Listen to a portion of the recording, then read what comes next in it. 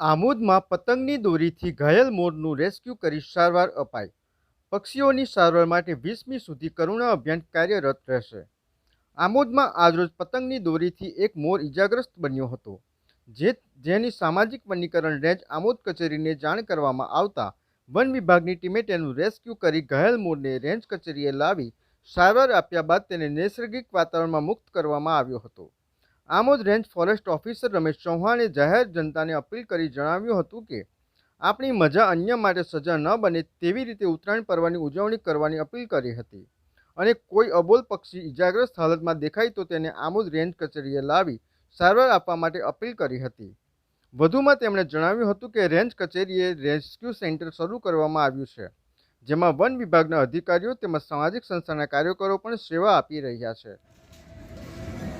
આજરોજ ઉત્તરાયણનો પર્વ નિમિત્તે અત્રે આમોદ સામાજિક વનીકરણ રેન્જ ખાતે પક્ષીઓનું રેસ્ક્યુ સેન્ટર કાર્યરત કરેલ છે, જેમાં તમામ આમોદ રેન્જનો સ્ટાફ, એનજીઓ, મારા સાથી મિત્રો જોડાયેલા છે. તો આપને હું નમ્ર વિનંતી કરું છું કે ઉત્તરાયણનો પર્વ તમે ઉજવો, પણ મૂંગા પક્ષીઓનું પણ તમે થોડીક સાર સંભાળ રાખો.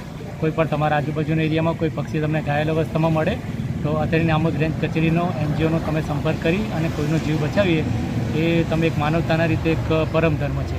અને બીજું, તમે તહેવારના સાથે સાથે પણ થોડુંક પક્ષીઓને સાંજના 6 વાગ્યા પછી પતંગ ચગાવવાનું થોડુંક જો મર્યાદામાં રાખશો તો કોઈ પણ પક્ષીને તેઓના બિચારામાં બચાવોથી આપણે દૂર નહીં થાય અને મૃત્યુ પામશે.